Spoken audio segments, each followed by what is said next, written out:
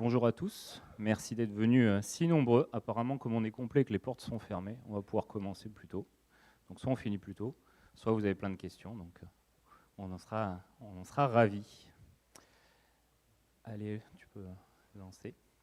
Donc on est là pour vous parler aujourd'hui de mesures de la performance des équipes et puis surtout de ce qu'on a essayé de faire à partir d'un framework que vous avez peut-être entendu qui s'appelle SPACE et qui, je pense, vu le public d'Averti, doit être un petit peu connu, mais surtout on va vous parler de la conduite du changement et de ce qu'on a pu faire pour arriver à ce que ça ait vraiment lieu dans l'entreprise. Une petite fiction pour commencer, hein, c'est un ton humoristique. Donc on a dans une nouvelle boîte Agathe qui est CEO. Elle gère une entreprise en pleine croissance. Les équipes ont beaucoup grossi récemment. Donc beaucoup d'investissements sur la masse salariale et elle aimerait bien maintenant savoir si cet investissement a un ROI. Bon, elle connaît le dicton hein, sur la parallélisation, les 9 femmes qui peuvent faire une femme, un bébé, tout ça. Je vais pas vous le refaire. Bon, elle est ingénieure, donc bon, elle se dit que c'est pas si compliqué. Puis comme elle a codé un peu, en général, elle se dit que ça pourrait être fait dans le week-end. C'est un biais assez connu. Faisons preuve d'un peu d'empathie aussi. Elle a plein de sujets autres que la tech dans son entreprise. Il y a des sujets par rapport aux clients, par rapport à la stratégie. Elle a des actionnaires. Elle connaît bien la concurrence. Il y a des problèmes de régulation. Bref, sa charge mentale, elle est aussi peut-être plus élevée que nos petits cas de gens de l'ingénierie très souvent. Ça fait 1 an qu'elle demande du reporting et ça n'arrive pas. Elle n'a toujours pas la visibilité de est-ce que tous ces embauches, ça a apporté de la productivité. Elle en a un peu marre, bientôt c'est elle qui va compter les lignes de code. Et donc vous allez peut-être devoir, dès lundi, du coup, compter combien de lignes de code vous produisez par semaine. Ensuite, on a Gordon. Gordon, il est engineering manager. Lui, il est sur le terrain. Il sait que son équipe, elle travaille, il la voit travailler tous les jours, et lui aussi, hein, il mouille le maillot. Il a même l'impression que ça travaille plus que de raisonnable et que c'est pas durable. Au sujet de la performance, pour lui, les blocages, c'est surtout des décisions qui sont faites en dehors de son équipe, et souvent, c'est même plutôt des non-décisions qui le bloquent. Et puis surtout, s'il a des objectifs de mesurer des choses qu'il ne comprend pas vraiment, il va le faire, mais il donnera ce que les gens ont envie d'avoir. Ça ne sera pas forcément la réalité. Et puis on a un consultant qui vient d'arriver là, il n'y a pas longtemps, qui s'appelle Yves. Et lui, il a une mission qui vient directement de la direction. Il faut qu'il aille vite. Il aime bien réutiliser des templates ou des méthodes qu'il a déjà utilisées dans sa mission précédente. Les équipes ne sont pas toujours disponibles le jour où lui il est disponible et il doit faire son atelier. Donc ça crée aussi quelques frictions. Et puis souvent, il n'a pas forcément le temps et des fois la compétence de comprendre quel est le vrai contexte de l'équipe et pourquoi telle ou telle mesure ça ne fonctionne pas dans le cas de l'équipe. Donc ça crée aussi potentiellement pas mal de frustration. Donc voilà 3 personas. Ils ont tous des besoins par rapport à la mesure de la performance. Ils sont tous de bonne foi, on ne peut pas douter de ça. Mais par contre, ça va être compliqué de les aligner et de faire que tout le monde ait envie de faire quelque chose qui serve du coup à la fois à eux et à l'entreprise. Et on va surtout se concentrer sur le fait que l'engineering manager et son équipe arrivent à mesurer des choses qui les permettent de s'améliorer ou de demander de l'aide de façon efficace. Ça, c'est notre slide. Je m'appelle Clément Rochat, je suis chez Scaleway depuis 6 ans maintenant. Et voici Anis. Et je m'appelle Anis Chabani, je suis coach agile chez Scaleway également depuis 2 ans à peu près. Et je m'occupe entre autres aussi d'un programme de recrutement et d'onboarding de juniors qui est super cool. Si ça vous intéresse, on pourra en parler après la conf.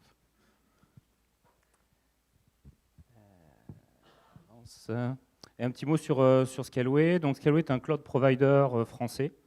On a nos propres data centers en France, avec du droit français. Et on développe une proposition de cloud provider, donc d'instances et de services managés, qui est faite en France et à Paris, à Lille et en remote en métropole.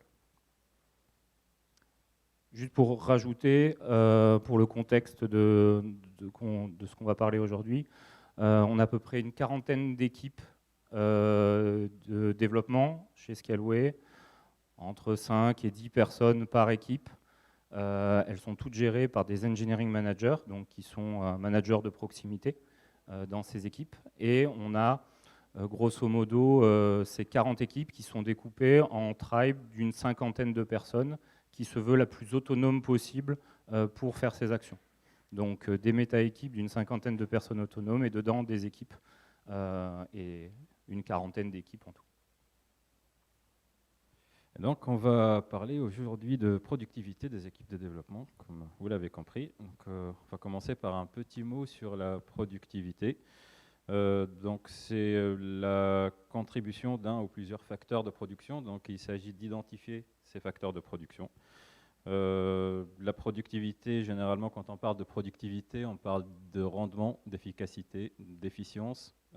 C'est la mesure aussi de l'impact des actions humaines. Donc, quand il s'agit d'un certain secteur, par exemple, fabriquer des pantalons, on peut facilement, presque en tout cas, on a les moyens de mesurer une productivité en sachant combien de pantalons par jour, par exemple, on va fabriquer. Par contre, quand il s'agit de développement logiciel, c'est un peu plus compliqué.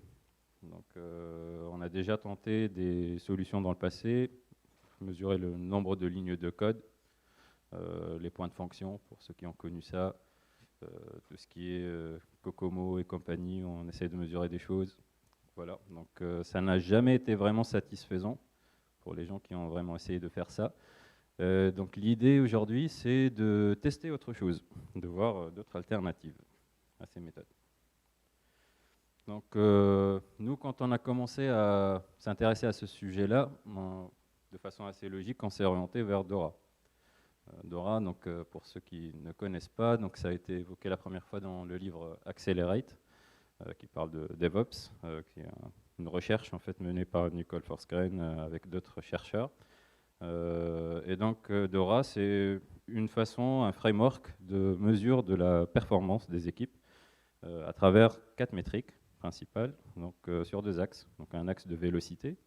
Les 2 métriques sont la fréquence des déploiements et le lead time for change, où le temps entre la première fois qu'on commence à pousser du code, donc à commit du code, et le temps que ça arrive en prod. Pour la stabilité, il y a le pourcentage de failure suite à un changement, donc suite à un problème grave, suite à un changement, et le temps nécessaire pour recovery une fois qu'on a un problème en prod. Et donc voilà, la vélocité plus la stabilité, ça nous donne une bonne indication sur la performance des équipes. Ce qui va être intéressant, c'est qu'à partir de là, ils ont continué à faire ces études-là via des assessments avec des équipes, plusieurs équipes dans plusieurs boîtes différentes. Et ils vont publier régulièrement donc, des rapports qui s'appellent les State of DevOps Reports. Le dernier en date, c'est celui de 2023. Et ils vont classer ces équipes donc, selon le barème qui est là.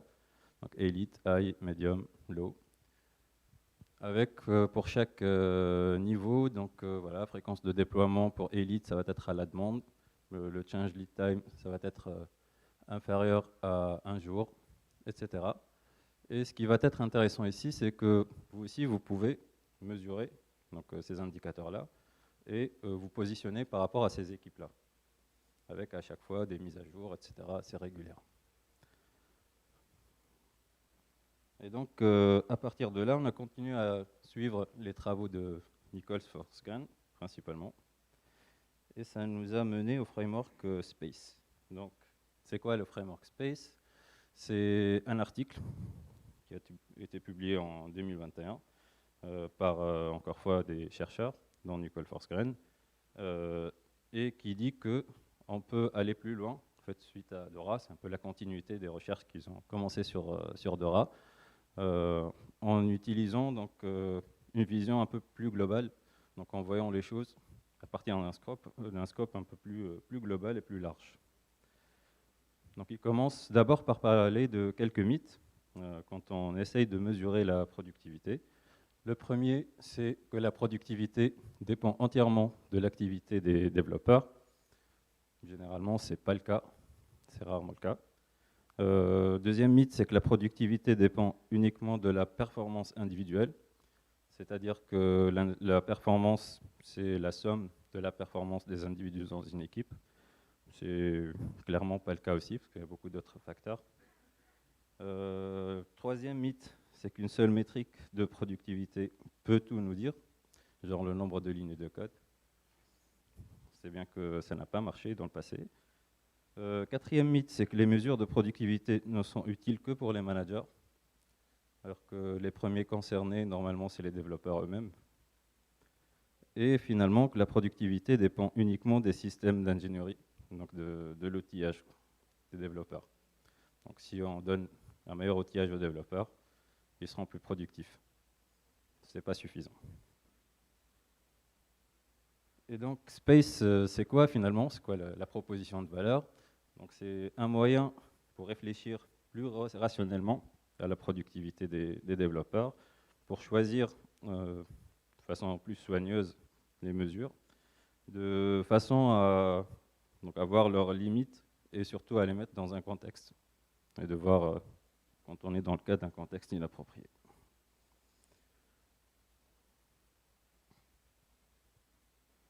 Donc plus concrètement, ce que ça nous apporte, ce framework-là, donc ça va être 3 niveaux et 5 dimensions. Les dimensions, donc, ça va être de mesurer cette performance sur un axe individuel, donc un développeur. Le deuxième axe ou niveau, ça va être le groupe ou l'équipe. Et le troisième, ça va être le système, c'est-à-dire plusieurs groupes qui vont travailler ensemble pour délivrer un produit de bout en bout. Les 5 dimensions, donc ça va être les acronymes de SPACE en fait. Donc le premier, c'est la satisfaction et le bien-être. Le deuxième, c'est la performance, l'activité, la communication et l'efficacité du flow. Quelques exemples de métriques, si on se concentre uniquement sur les dimensions. Pour la satisfaction et le bien-être, donc ça va être, par exemple, la satisfaction des développeurs via des surveys, par exemple. Ça va être le turnover ou la rétention, la satisfaction avec les code reviews, la satisfaction avec l'outillage, le système d'ingénierie, etc. On peut voir aussi que Dora fait partie en fait de Space, puisque c'est des métriques qu'on peut classer selon ces 5 axes. Je vous laisse voir un peu plus de métriques. Par exemple, dans l'efficacité et le flow, on peut retrouver tout ce qui est interruption, le temps des interruptions, la vélocité des flows, le temps nécessaire à des code reviews, etc. Donc ce qui est à retenir ici, c'est que il faut prendre des mesures sur plusieurs axes, et non pas qu'un seul. D'ailleurs, Space nous dit qu'il faut prendre des mesures sur au moins 3 de ces dimensions.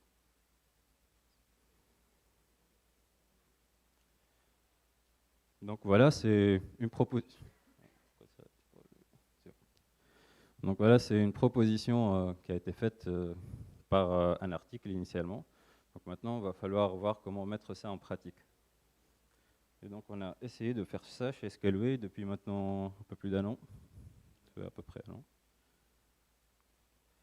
Et donc, quel était notre besoin en fait? Pourquoi on voulait mesurer cette productivité chez Scaleway? Donc on avait besoin de mesurer l'impact des actions des équipes et aussi les actions des managers.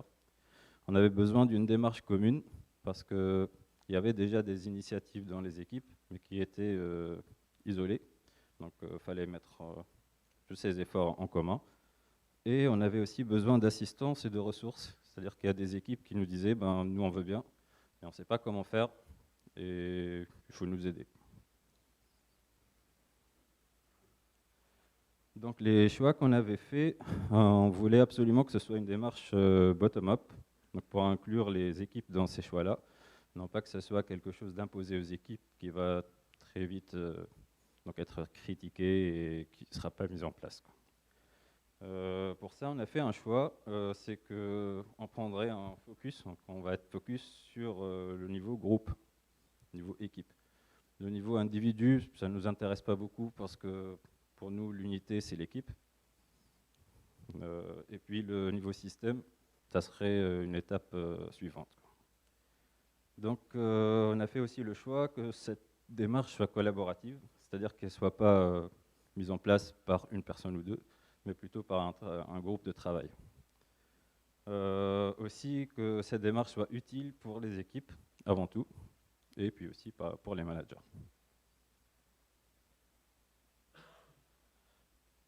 Et donc, qu'est-ce qu'on a fait? Donc, on a commencé par réunir des personnes motivées.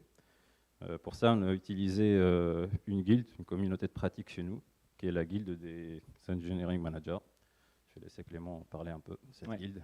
Un petit aparté pour vous expliquer ce système. On a 2 voire 3 guildes, bon, je vais redéfinir le mot après, qui fonctionnent chez Scaleway. Donc, vous vous rappelez tout à l'heure, je vous parlais de 6 à 8 tribes différentes, et en particulier pour cette communauté de pratique des engineering managers, qui soient dans ces équipes, qui soient éventuellement, parce qu'on a quelques engineering managers à la DSI, donc qui est différente de l'ingénierie, et on en a même côté opération, où il y a quelques équipes qui font du software. Et donc on a fait cette communauté de pratique pour que tous les engineering managers, à leur niveau, puissent partager sur leur métier d'engineering manager. Donc il n'y a que les engineering managers qui travaillent ensemble et qui parlent de leur métier ou de leur position d'engineering manager ensemble pour trouver des solutions, pour s'améliorer, pour monter des groupes de travail, pour tacler des sujets ou faire des propositions à la direction, des choses comme ça. Ça fait maintenant 2 ans et demi, je crois, qu'on travaille avec, en particulier avec cette guilde des EM. C'est la première qui a vraiment fonctionné correctement. Et de cette guilde, alors c'est avant tout déjà un échange. On fait à peu près donc tous les 15 jours 1h30 de session. En général, l'ordre du jour n'est pas défini, ou en tout cas, on a une page qui est créée et des sujets qui popent pendant les 15 jours, et ensuite ils sont dépilés par ce groupe autonome, avec le minimum d'animation possible, en tout cas d'une seule personne.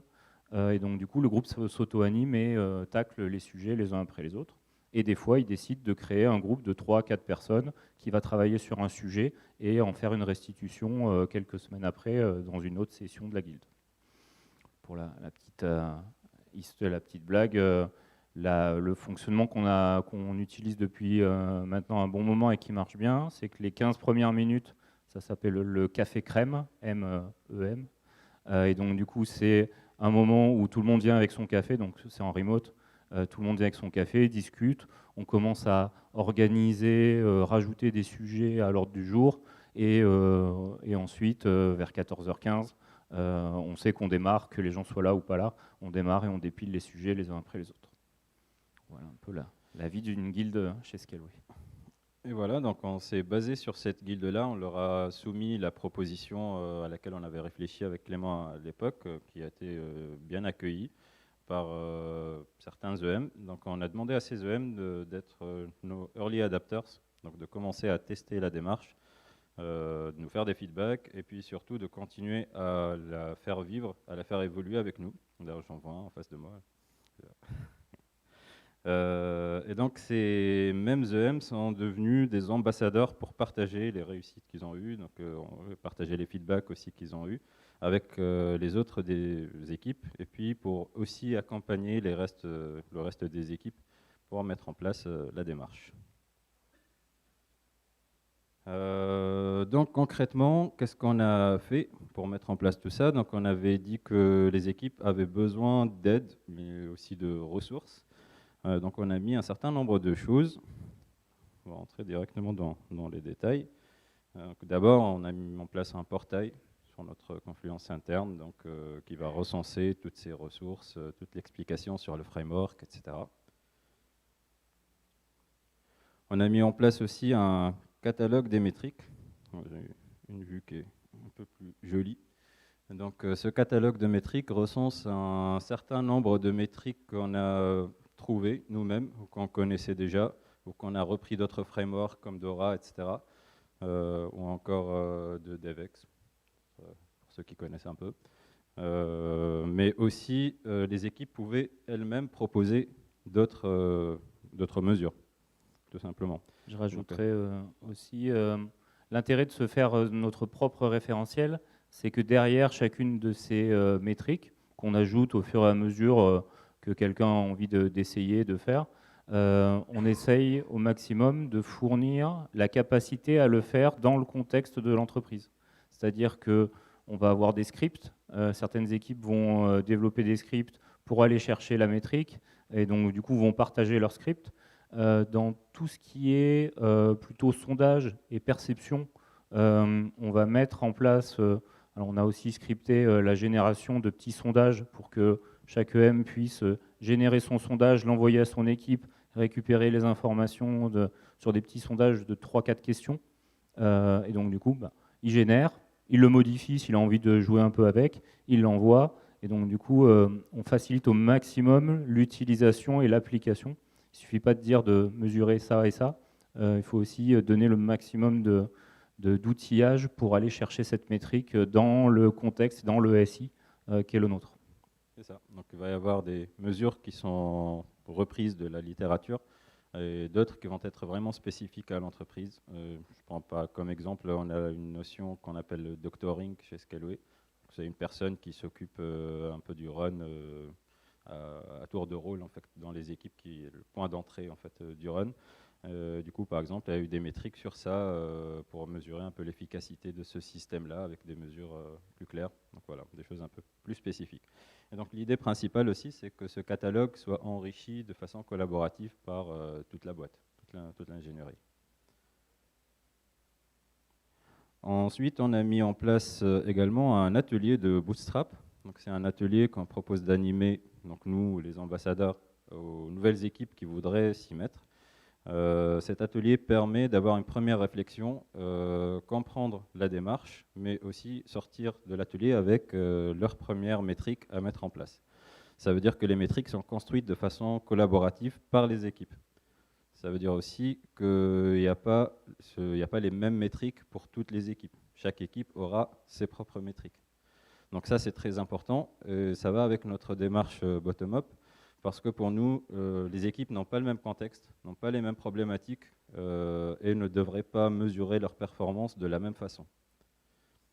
Ça veut dire aussi qu'on ne peut pas comparer entre les équipes en se basant sur ces métriques-là. Ça veut dire beaucoup de choses, mais en tout cas, c'est une démarche qui est acceptée, qui permet de mesurer cette performance, mais focus aussi sur des objectifs, ce qu'on appelle des objectifs. Donc en entrée de cet atelier, tout ce qu'on demande, c'est que l'équipe arrive avec 1 ou 2 objectifs. C'est quoi des objectifs? C'est des axes d'amélioration. D'accord? Et donc l'atelier va se construire autour de ça pour se dire, OK, pour s'améliorer sur cet axe-là, quelles sont les mesures qu'on doit mettre en place pour pouvoir mesurer l'état actuel et puis l'impact des actions d'amélioration qu'on mettra en place par la suite via ces mesures. Comment ça se déroule? Donc, de façon collaborative, on leur demande de choisir des métriques, soit dans le catalogue, ou de proposer de nouvelles métriques, et de les classer selon les 5 dimensions, dans un premier temps. Par la suite, on va faire un dot voting pour choisir uniquement 5 mesures. Sinon, si on a plein à mettre en place en même temps, nous n'arriverons jamais. Donc, on choisit 5 métriques. Et très important, en fait, ces 5 métriques doivent être répartis sur au moins 3 dimensions. Pour revenir à la proposition de Space, qui dit qu'il faut avoir des mesures sur au moins 3 des 5 dimensions pour avoir des perspectives différentes, pour voir les choses de façon à ce qu'on ait des points de vue différents. Et donc en sortie, voilà, on a nos 5 métriques, et l'étape suivante, ça va être de mettre en place ces métriques-là de les utiliser. Donc il faut un laps de temps assez long, généralement un quarter, pour les mettre en place, les utiliser, voir leur impact, etc. Et puis de refaire cet atelier-là de façon régulière, tous les quarters par exemple, pour voir si les métriques ont encore du sens, si on les garde, si on les supprime, et quelles sont les nouvelles métriques à rajouter, avec notamment de nouveaux objectifs. Ensuite, reste la question de comment je vais publier le résultat de mes métriques, ou qu'est-ce que je mets à disposition en dehors de l'équipe. Et donc, on leur propose un template de rapport. Donc, ce n'est pas un dashboard, c'est vraiment un rapport rédigé. C'est du texte. Et donc, un template qu'ils peuvent reprendre, retravailler, adapter à leur sauce, etc. Dans lequel ils vont expliquer justement le contexte, les métriques qui les intéressent, expliquer pourquoi donc, on a eu ces résultats-là, quelles sont les actions à mettre en place pour s'améliorer, etc. Donc vraiment fournir des mesures avec un contexte bien précis et non pas juste avoir des chiffres. Parce que les chiffres, ça peut être trompeur, ça peut être sujet à plusieurs points de vue différents. Et puis autour de ça, il y a plein d'autres outils plutôt techniques. Donc on va utiliser, par exemple, chez Scaleway, on utilise beaucoup GitLab et Jira. On va avoir les API de GitLab et Jira qui sont très utilisés pour récupérer toutes sortes de données, pour calculer les métriques. On a testé en tout cas Apache DevLake. C'est un outil donc, de Apache qui permet de calculer de façon assez automatique, par exemple les métriques d'Aura, entre autres. En fait, il va pomper les données via plusieurs sources, par exemple GitLab, Jira, etc. Il va mettre tout ça dans une base de données. Il va fournir un Grafana, un dashboard Grafana, avec lequel on peut jouer avec des métriques prédéfinies et d'autres qu'on peut rajouter, tout simplement. Ça a été un peu moyen, en tout cas, on ne pouvait pas trop pousser les choses avec, parce que c'est assez préfabriqué, quoi. Il y a beaucoup de choses qui sont prédéfinies. Selon la façon dont les équipes utilisent les outils, les données qu'ils ont, etc., ça peut être très compliqué de l'adapter à notre sauce.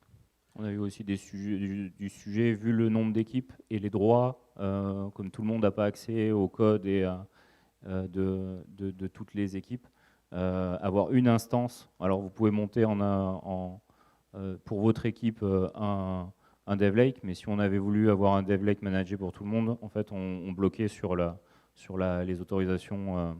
Il aurait fallu qu'il ait tous les droits sur toute la plateforme. Voilà. Disons que ça a marché dans un contexte simple, en local. Dès qu'on voulait scaler et l'utiliser plus largement, c'était un peu compliqué. Du coup, il y a une personne en particulier qui avait proposé de faire ça sur Redash. Donc c'est un peu plus technique, il faut plus de code, etc.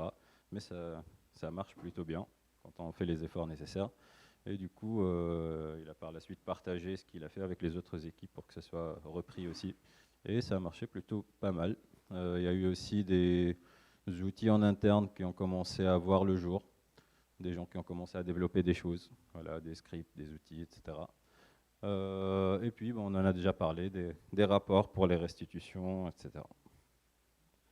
Donc voilà concernant l'outillage qu'on a mis en place et les ressources. En mettant tout ça en place, donc, on a appris un certain nombre de choses qui marchent quand on utilise Space. Donc, c'est que la mesure de productivité est avant tout un outil d'amélioration continue pour les équipes. Si on la voit autrement, si on pense que c'est un outil d'abord pour les managers pour essayer de prendre les bonnes décisions, ce qui est tout à fait vrai, ça ne marche pas en fait parce que les équipes vont avoir tendance à vous fournir les chiffres que vous voulez en tant que manager. Ça, vous le connaissez, c'est assez simple. Donc, les indicateurs PASTEC et compagnie. Donc, c'est très simple de vous donner, comme le cas de Gordon au début de la presse, il peut tout à fait donner aux managers les chiffres auxquels ils s'attendent. Par contre, le fait que ce soit un outil d'amélioration continue pour les équipes, c'est comme ça que ça va donner plutôt de bons résultats. Deuxième chose, c'est qu'il faut voir les choses de façon assez large. Donc Space nous propose d'avoir des métriques sur au moins 3 des dimensions. Donc on revient à l'histoire des perspectives. Et ça, c'est très important. Il ne faut surtout pas tomber dans le piège de l'abandonner. Aussi, c'est qu'il faut toujours partager avec une interprétation, avec le contexte, et non pas partager des dashboards avec des chiffres. Les dashboards avec des chiffres, ça va nous mener forcément, en tout cas ça va mener les managers à comparer entre les équipes, à demander des métriques qui seraient les mêmes pour pouvoir comparer, alors que souvent les contextes ne sont pas les mêmes, les contraintes ne sont pas les mêmes, c'est souvent des choses qui ne sont pas comparables. Il faut aussi bien choisir avec soin les métriques qu'on va partager en dehors de l'équipe. Ça, c'est très important parce qu'on peut avoir beaucoup de métriques dans l'équipe qu'on va utiliser pour l'amélioration continue. C'est très important. Mais on peut choisir en tant qu'équipe de ne pas les rendre publiques. En tout cas, pas toutes. Donc, il faut choisir quelles sont les métriques qui ont du sens à être partagées, qui ne vont pas nous créer des problèmes inutiles ou des mauvaises compréhensions. Et donc, ce travail qui est à faire en équipe, non pas par un manager, est très important. Donc, il faut bien choisir les métriques à rendre publiques. Il faut aussi les utiliser, puisque c'est de l'effort à mettre en place, toutes ces métriques. Donc, il faut vraiment les utiliser à fond, notamment pendant les rétrospectives. Donc, les rétrospectives, c'est souvent le bon moment de sortir ces métriques-là pour dire, OK, donc on avait pris des actions lors de la rétrospective précédente. Voilà les mesures qu'on avait mises en place. Voilà où est-ce qu'on en était et où est-ce qu'on en est aujourd'hui. Voilà concernant Space. Et du coup, pour mettre en place tout ça, vous savez bien, ça ne marche pas comme par magie. Donc, il a fallu mettre en place toute une démarche de conduite de changement.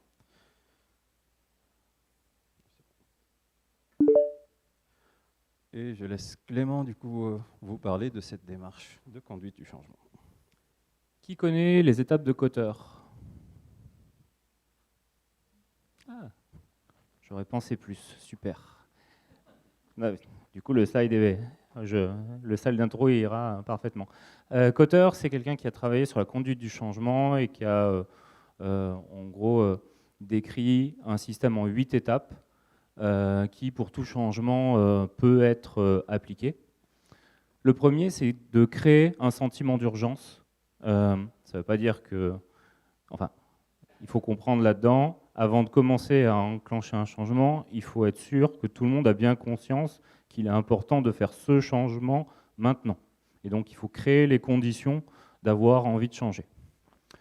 Ensuite, il faut former une coalition, c'est-à-dire un petit groupe qui va travailler le sujet et qui va du coup avoir de l'autonomie avec des gens qui sont à la fois du terrain, du management, et donc du coup la coalition doit avoir un mandat pour rendre possible ce changement dans l'organisation, peu importe où vous vous trouvez.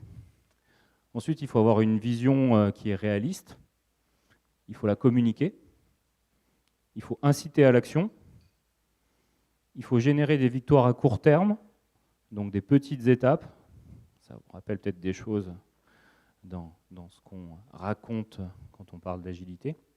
Il faut consolider ce succès pour plus de changements et ensuite il faut ancrer ce qu'on a le gain et du coup en faire quelque chose qui fait partie de la culture de l'entreprise.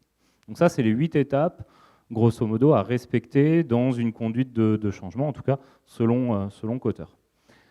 Et on sait on a grandement utilisé la démarche. D'abord, notre sentiment d'urgence. On sortait de 2 hypercroissances dans l'entreprise. On est passé de 150 à 400, puis à 600 en moins de 4 ans. Et on est dans une nouvelle phase de stabilisation. Alors, on continue une croissance, mais plus douce. Et surtout, c'est l'heure, hein, c'est un peu ce que je disais tout à l'heure, où après le besoin d'hypercroissance et de croissance sous stéroïdes, des fois pas toujours réfléchi. Maintenant qu'on a la taille qu'il faut, il faut stabiliser et donner un peu de sens à tout ce qu'on a fait. Notre sentiment il était là parce que quand les équipes se disent il va falloir qu'on commence à mesurer et à montrer en quoi nos équipes sont performantes, comment elles se mesurent, c'est aussi prendre les devants et participer à cette action de stabilisation intelligente. On a créé ce groupe de travail, on vous en a parlé tout à l'heure, grâce à la guilde qui du coup sur le terrain a pris conscience de ce besoin-là et s'est mis à travailler en autonomie sur le travail. On a créé du matériel, on a pris 5 équipes motivées qui ont commencé à éprouver l'atelier dont Anis parlait, qui ont commencé à manipuler les différentes métriques. On a co-construit dans ce groupe, on s'est partagé les choses et surtout ensuite on a pu montrer à la guilde, pour commencer, du coup les résultats de nos expérimentations.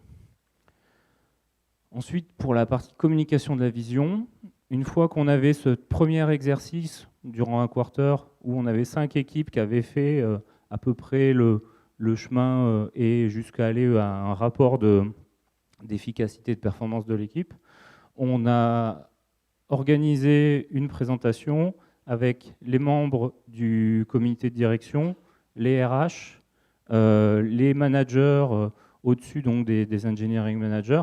Et donc on a décrit tout le fonctionnement et on voulait le faire avec justement toutes ces parties prenantes pour ne pas qu'il n'y ait pas de désalignement avec d'autres initiatives chez les RH, avec les sujets de talent review, des choses comme ça, par rapport aux 2 directions produits et ingénierie qui pouvaient avoir fait des choses des fois qui avaient besoin d'être visibles des 2 côtés. Donc on a vraiment mis tout le monde dans cette pièce pour montrer le résultat des travaux.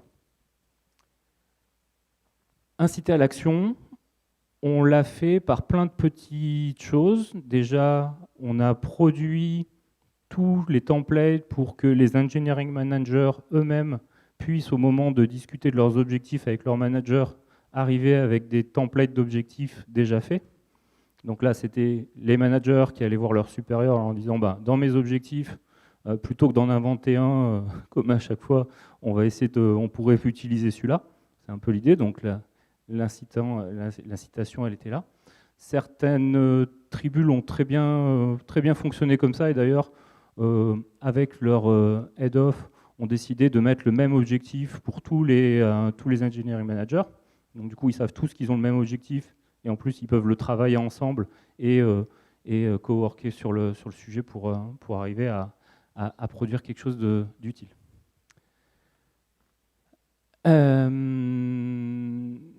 Organiser des reviews entre les managers donc des livrables, ça c'est ce qu'on fait maintenant. On essaye dès que la fin de quarter arrive, du coup on utilise les quarter reports que vous avez vus là à papier, on les présente et donc du coup les managers peuvent demander des relectures à d'autres managers ou aux ambassadeurs du premier groupe de travail. Ça permet de challenger, de réfléchir à des actions, de partager des initiatives qui auraient pu être faites dans plusieurs équipes et donc du coup de les paralléliser. Et pour consolider, aujourd'hui on est dans une phase, et donc là on commence à rentrer un peu dans le futur de la démarche.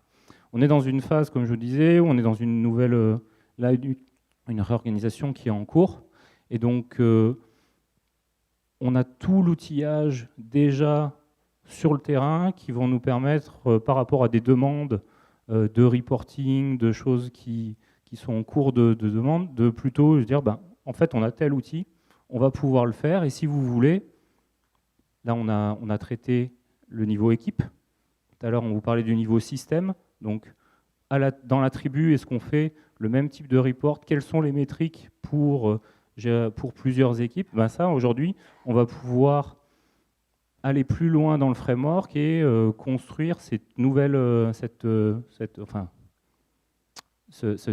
axe du framework. On va pouvoir le mettre en place et le co-construire avec les head-off et les engineering managers. Et le dernier, on crée les nouvelles approches. Aujourd'hui, l'objectif, c'est que tout nouvel EM qui arrive dans l'entreprise, les EM par l'intermédiaire de la guilde et des ambassadeurs forment les autres EM à utiliser cette démarche qui est maintenant bien connue dans l'entreprise et avec plein de gens qui peuvent être un peu les buddies des nouveaux EM qui auraient à faire ce travail. Donc voilà un petit peu la démarche, les 8 étapes donc, de Kotter. C'est un truc que vous pourrez regarder par la suite. Si vous avez à faire un changement dans vos entreprises, pensez à ce monsieur. Alors, on est censé terminer ici, mais on s'est dit que si on avait le temps, on allait vous parler un peu spoiler de ce qu'on a l'intention de faire par la suite. Donc toujours en suivant les travaux de Nicole Forsgren. En 2023, donc, il y a eu un nouvel article, un peu la suite de ces travaux-là, qui s'appelle DevEx. Donc c'est encore un framework. L'idée de ce framework, c'est de se dire à quoi bon mesurer la productivité. Si on arrive à mesurer l'expérience développeur et qu'on arrive à l'améliorer, on va gagner en productivité. Ça, c'est l'idée principale. Du coup, ils ont proposé un framework un peu similaire sur ça, donc qui se base sur 3 axes.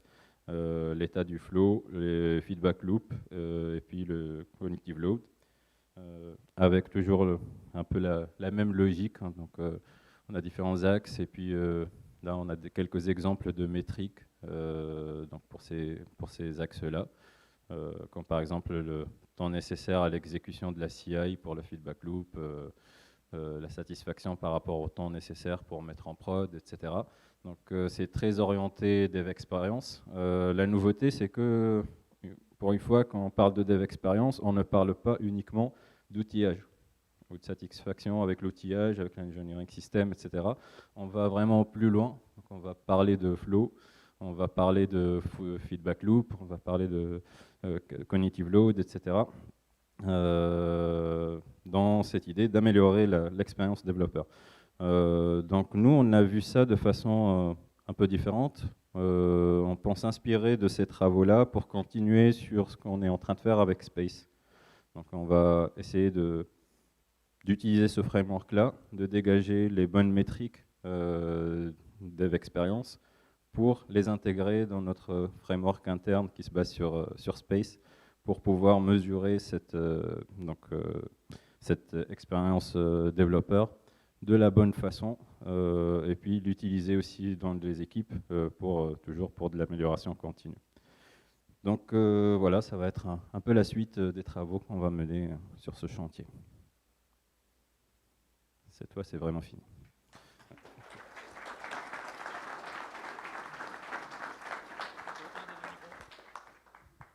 Des questions ?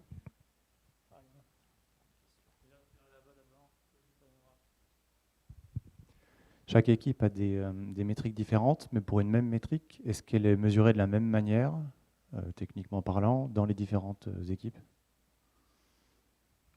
En général, il y a vu que ça reste quand même la même entreprise et le même système, ça y ressemble, mais c'est absolument pas une volonté, pour les raisons qu'on a expliquées, de ne pas chercher à comparer les équipes. On n'a pas de préconisation spéciale là-dessus.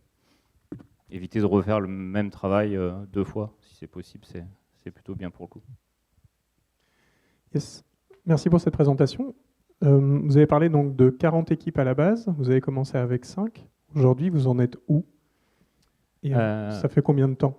Alors, avec en toute transparence, la réorg qu'on a mis en place récemment a un peu mis une pause sur le sujet. Aujourd'hui, je pense qu'on a des équipes qui ont fait les ateliers, je dirais, on doit avoir une dizaine à peu près, qui ont fait les ateliers, qui ont commencé à rédiger des choses.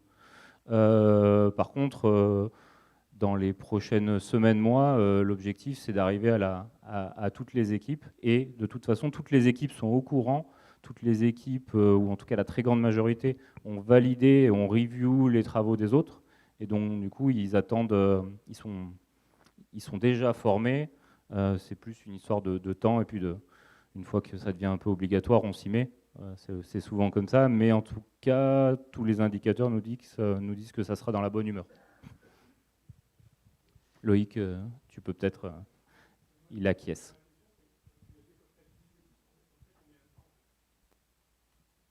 Ça fait à peu près 1 an qu'on a commencé la démarche, donc ça a pris du temps au début pour la mettre en place et entamer la conduite du changement. Donc ça a commencé à se mettre en place il y a... Enfin, ouais, en tout cas, ça a commencé un peu à s'accélérer il y a peut-être 6 mois. Et puis ça a un peu été mis en pause, comme l'a dit Clément, suite à la réorg actuelle qui occupe les gens sur pas mal de sujets. Voilà, à peu près 2 trimestres. Donc on a l'intention de continuer maintenant que les choses commencent un peu à se mettre en place. En tout cas, on a eu j'ai moi-même animé beaucoup d'ateliers Bootstrap. Il y a des équipes qui ont continué par la suite à produire les rapports, etc. D'autres qui se sont arrêtés là parce que voilà, ils sont passés à autre chose. Voilà, donc on est un peu dans une phase de scale, quoi, si on peut dire. Ouais, merci. Après avoir mis en place donc, ce framework de mesure, quels sont les bénéfices que vous avez pu observer dans les équipes, que ce soit en termes de management ou de bien-être des collaborateurs?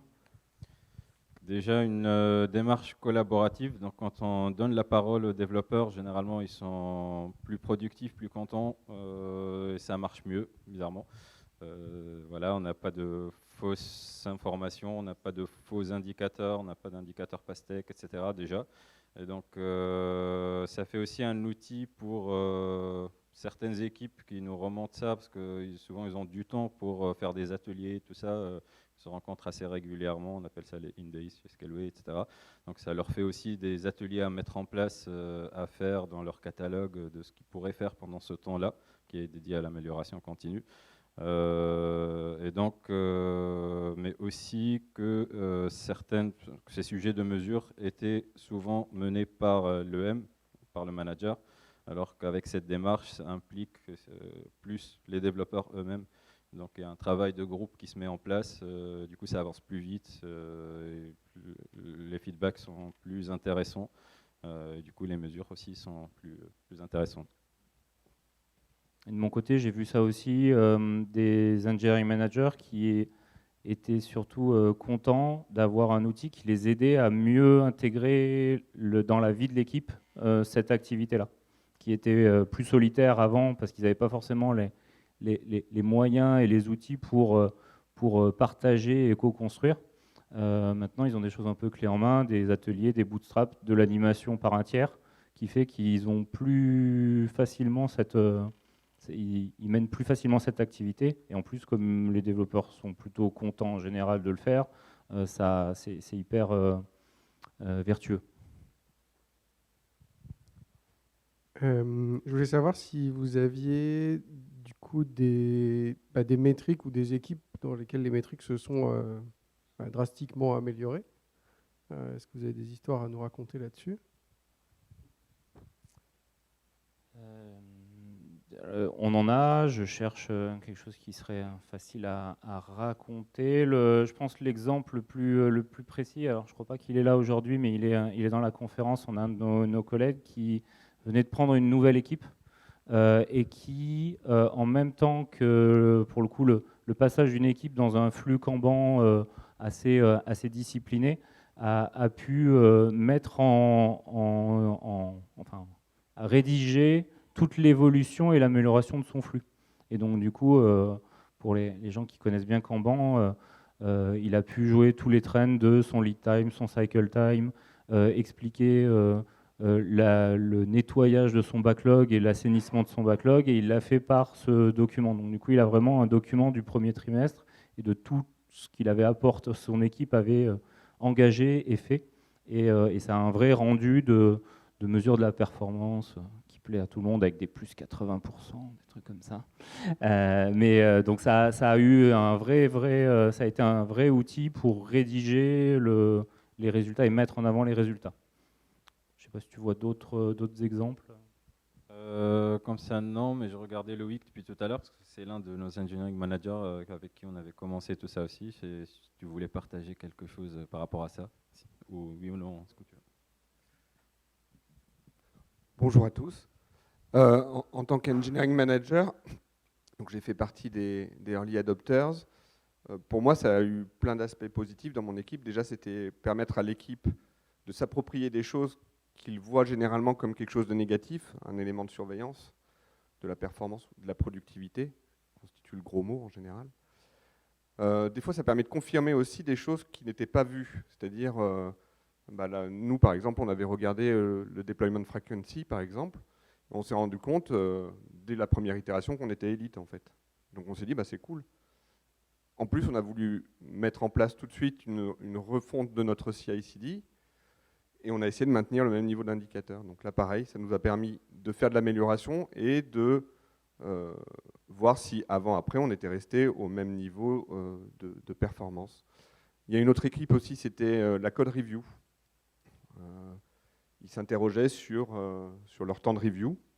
Et donc là, pareil, très vite, en 6 mois, je crois, ils ont vu une nette amélioration de leur temps de review et de l'efficacité de leur review de code, des PR. Je crois que c'est dans une autre conférence, on voyait que ça pouvait coûter pas mal de temps et d'argent. Donc voilà, il y a eu plein d'expériences dans chaque équipe, de manière individuelle dans chaque équipe, des indicateurs qu'on voulait surveiller et qu'on voulait améliorer. Et ce qui est bien, c'est qu'après, on augmente notre corpus d'indicateurs. On ne publie que certains indicateurs en extérieur, comme ça a été dit là. Mais nous, on continue à avoir un œil sur l'ensemble de nos indicateurs. Mais des fois, ça va être la performance de notre système d'ingénierie, la performance de nos tests. Voilà, tout un ensemble d'indicateurs que les développeurs, que l'équipe s'approprie et partage dans les rétros, etc., etc. Voilà, je ne sais pas si ça répond à la question.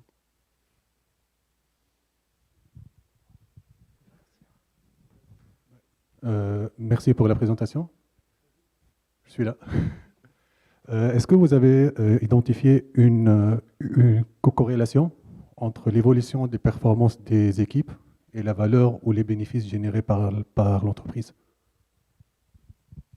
Alors, je dirais que c'est trop tôt. Je ne sais pas si tu es d'accord, Clément. Je dirais que c'est trop tôt, vu en tout cas la mise en place, même si ça en a commencé en 1 an, mais il y a eu des moments d'interruption et il y a eu la conduite du changement. Donc je dirais que c'est un peu tôt pour l'instant, mais ça va être très intéressant à mesurer par la suite. Bonjour, merci pour la présentation. Ça va rejoindre un peu la question précédente. Vous expliquez très bien que c'est des métriques qui ne sont pas forcément à prendre dans l'absolu, que ça dépend du contexte, que chaque équipe a avoir ses propres métriques. Comment est-ce qu'on répond du coup à Agathe, la CEO au début, qui a peut-être encore besoin de savoir est-ce que toutes ces embauches, ça a un impact sur le ROI? Est-ce que vous avez eu peut-être des retours, vous, des C-level de ce point de vue-là déjà Alors on dit surtout, et on ne l'a peut-être pas dit clairement, par contre on encourage tout le monde à mesurer les trends dans le fonctionnement. Et on est dans une entreprise qui a 20 ans, avec une hyper-croissance il n'y a pas longtemps, mais on a des équipes qui sont très récentes, et puis des équipes qui ont plusieurs années, voire une dizaine d'années. Et selon les contextes, on a des cas où on a besoin de maîtriser une rétention, que les gens arrêtent de s'en aller parce qu'il y a des technos plus intéressantes ailleurs, etc. On a des équipes où il faut convaincre sur des produits qui n'ont pas forcément le même intérêt si on n'ouvre pas le capot et on ne réfléchit pas. Et donc, c'est surtout, en tout cas pour le moment, avec les head-off et les directeurs techniques, qu'on arrive à créer un argumentaire parce que, justement, on a des équipes qui, dans leur contexte, avaient des problématiques et qu'elles commencent à les régler. Elles commencent à réembaucher alors qu'elles n'arrivaient plus à embaucher. Donc elles ont quelque chose à raconter qui fait qu'il y a une évolution qui est nette. Et donc ça, on arrive à le remonter, on arrive à le co-construire une fois qu'il y a une demande un peu plus directe. On peut relire un peu tout ça et construire une nouvelle argumentation système, même si aujourd'hui on n'a pas encore le truc. Donc c'est plutôt comme ça, en tout cas, moi que je vois comment te répondre. C'est plutôt dans ce type d'action. Oui, bonjour, merci. J'ai une question sur comment vous déterminez la fréquence de la mesure. Et est-ce que vous rejetez tous les indicateurs qui ne sont pas automatisables? On ne rejette absolument pas les indicateurs qui ne sont pas automatisables. On a beaucoup qui sont, c'est des surveys en fait. Donc, tout ce qui est well-being, tout ce qui est satisfaction, etc. Ça va être des surveys, donc très peu automatisables en vrai. C'était quoi la première question? La fréquence, oui. La fréquence, on préconise de le faire une fois par quarter. Mais les équipes sont libres de le faire aussi fréquemment qu'ils le souhaitent. Donc oui, mais après la mise en place des mesures, c'est une fois par quarter, mais le suivi de l'évolution des métriques, c'est plutôt par sprint ou par semaine. Oui.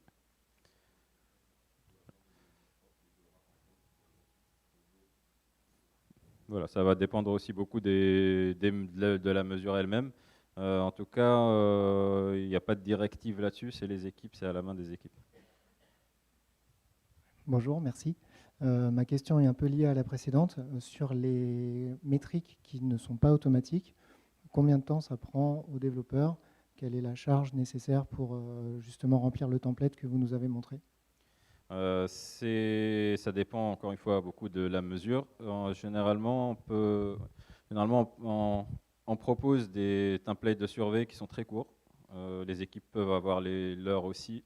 Ils peuvent nous les montrer. Quand ils ont leur aussi, on leur donne un avis. Généralement, si c'est trop long, on leur dit c'est trop long, ça va prendre trop de temps aux développeurs. L'idée, c'est que ça soit rapide et facile à remplir. J'encourage très souvent, et depuis très longtemps, les gens à ne pas réfléchir forcément automatiser tout de suite. Et je vais te donner un exemple précis. Il y a plein de cas où tu as besoin d'avoir l'information une fois par semaine, et entre essayer de l'automatiser et avoir, je ne sais pas où, dans un dashboard non APIisé de Jira, l'information et aller la prendre et la répercuter dans un petit tableau une fois par semaine, ça te prend du coup 5 secondes une fois par semaine. Et donc, franchement, ça, ou essayer de retrouver comment elle a été produite, et pour la générer, il y a souvent trop d'efforts à faire finalement à l'automatiser. Donc on a plein de cas. Le cas le plus évident, ou celui que j'utilise le plus souvent, c'est le calcul dans Jira de ton flux et de ton cycle time, ou de ton lead time, ça dépend quelle colonne tu prends. Tu peux le récupérer très rapidement dans l'analyse de ton flux par des dashboards. Par contre, si tu dois le calculer toi-même ou le récupérer, l'API ne te le permet pas, et si tu le recalcules, tu rentres, faut réinventer le dashboard. Donc typiquement, c'est le genre de truc où tu prends du coup ta donnée, tu la reprends une fois par semaine, et puis c'est fini. Est-ce que vous aviez déjà, parmi ces 40 équipes et tout le management, un peu la culture de la mesure qui était un peu déjà en place, l'idée de mesurer ce qu'on fait, ou est-ce que c'est des trucs que vous avez sur lesquels vous avez dû appuyer pour que ça prenne? Oui et non. Oui, enfin non, parce que culturellement, et par rapport à cette hypercroissance et au fait que du coup, souvent je dis que une entreprise en hypercroissance, c'est être sur un cheval au galop sans selle, et puis on avance. Donc on n'avait pas ça culturellement. Par contre, on a recruté beaucoup d'engineering managers plutôt seniors qui arrivaient avec un bagage et des capacités à le faire. Et donc, on a aussi beaucoup de gens qui aujourd'hui ne sont pas complètement dans le modèle, mais qui avaient quelque chose de très très similaire, et avec qui on s'est regardé sans aucun souci en disant le jour où il faut pour une homogénéité passer là-dessus, on passera, mais moi j'ai mes slides où j'ai mon fichier, j'ai mon dashboard, et globalement je fais à peu près la même chose. Donc on a une grande autonomie entre les équipes, et on a beaucoup d'équipes avec une vraie expérience et des gens d'expérience qui mènent leurs équipes avec cette culture. J'ai filé le micro, mais je vais prendre la dernière. Ouais. Merci. Une question un petit peu similaire à la question qui a été posée juste avant. Là. En fait, comment vous montrez que les équipes progressent? Parce que les métriques ne sont pas les mêmes. Il y a certaines métriques qui sont cachées. Donc, quand on doit montrer, par exemple, au board, etc., que les équipes progressent, c'est quoi qui est formalisé sur la durée, en termes de dashboard, en termes de consolidation, quoi. Alors, c'est ce qui va être fourni dans les rapports. D'accord. Donc, dans les rapports, on va avoir des objectifs d'amélioration des équipes. Donc, ça donne une information sur leur maturité sur les sujets. Ça donne aussi l'information sur où est-ce qu'ils en sont, quelle est leur performance, si on veut, actuellement. Et donc, les indicateurs qui vont être dans les rapports avec le bon contexte, ça va donner cette information en plus de dire, OK, donc cette équipe, elle a des lacunes ici, elle doit s'améliorer sur telle chose, etc. Sans forcément rentrer dans la facilité de comparer entre des chiffres, sans avoir vraiment le contexte et les contraintes de chaque équipe, et donc qui donnerait finalement une comparaison qui est fausse déjà de base, mais aussi une information tout simplement qui est pas la bonne, parce que c'est un chiffre sans le contexte qui va avec, sans les contraintes et les explications, ça veut tout et rien dire en vrai. Donc c'est pas facile en fait de donner cette information, tout simplement de dire est-ce que l'équipe progresse ou pas, mais en suivant l'équipe, avec la lecture de ces rapports de façon assez régulière, on sait d'où est-ce qu'elle part, où est-ce qu'elle est aujourd'hui, quelles sont les mesures qu'elle utilise, etc. Et donc ça peut mener aussi les managers à prendre les bonnes décisions, et c'est ce qui est finalement utile en fait. Et je rajouterais que ça nous a permis aussi, je ne sais plus qui je regarde pour la question, mais ça nous a permis aussi d'inverser un peu la tendance et de plutôt de dire, il y a un problème, il y a un doute sur une équipe, mais venez discuter avec nous.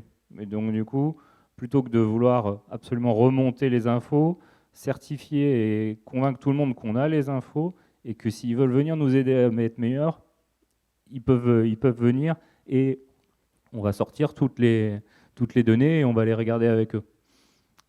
C'est aussi un changement qu'on essaye d'insuffler et qui, en général, est plutôt bien pris parce qu'ils savent qu'il va y avoir une vraie discussion basée sur des faits et des données.